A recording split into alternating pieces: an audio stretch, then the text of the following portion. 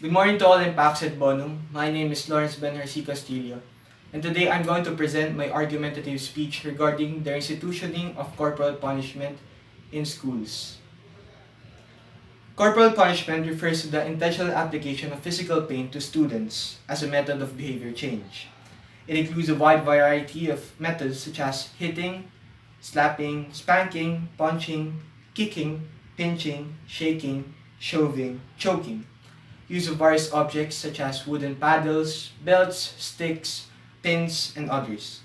Painful body postures such as placing in closed areas.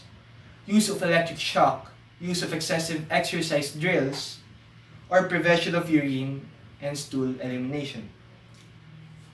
This is why current policies regarding violence in schools states that corporal punishment is banned.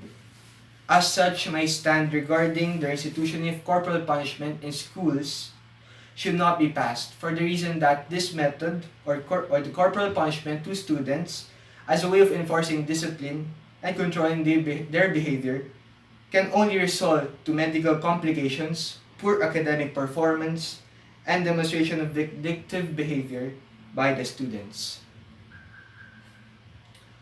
According to news from the Times of India City, an incident report way back in 2015 from Karimnagar, Telangana, a 10-year-old girl died after she was punished by her teacher for the reason that she did not do her homework.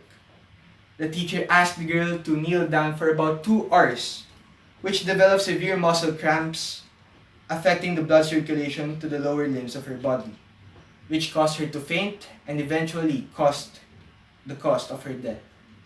This is why medical complications may prevent students from returning to schools for days, weeks, or even longer. Reported medical findings include abrasions, severe muscle injuries, extensive hematomas, whiplash damage, life-threatening fat hemorrhage, and others including death, as what the example incident a while ago have resulted. According to some studies, students who are subjected to severe punishment develop an illness called educationally induced post-traumatic stress disorder or EITSD. In this disorder, there is symptomatology analogous to the post-traumatic stress disorder or PTSD. As with PTSD, EITSD can be identified by a varying combination of symptoms characteristics of depression and anxiety. Such victimized students can have difficulty in sleeping, fatigue, feelings of sadness and self-worthlessness, and suicidal thoughts, anxiety episodes, increased anger with feelings of resentment and outbursts of aggression, deteriorating peer relationships, difficulty with concentration, lowered school achievements, antisocial behavior, intense dislike of authority, somatic complaints, tendency for school avoidance, school dropout, and other evidence of negative high-risk adolescent behavior. This does not predict nor encourage academic success in the school millennium. This work is consistent with other research concluding that punished children become more rebellious and more likely to demonstrate vindictive behavior. Seeing retribution against the school authorities and in the society as well, punishment is based on adversive techniques and produce very limited results. As students may cease acting out in one class only to continue in others. Such a child or adolescent learns the wrong message, one of avoidance or escape from getting caught or negative ways of evading detection for wrongdoing.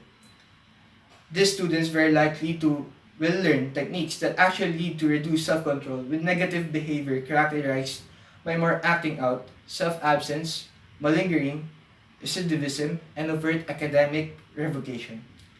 Some researchers note that the more corporal punishment used in schools, the higher is the rate of students' violence and homicide. In a nutshell, the disadvantage of corporal punishment outweigh by huge margin the benefits of spanking. Instead of promoting good behavior and discipline, corporal punishment produces adverse effects.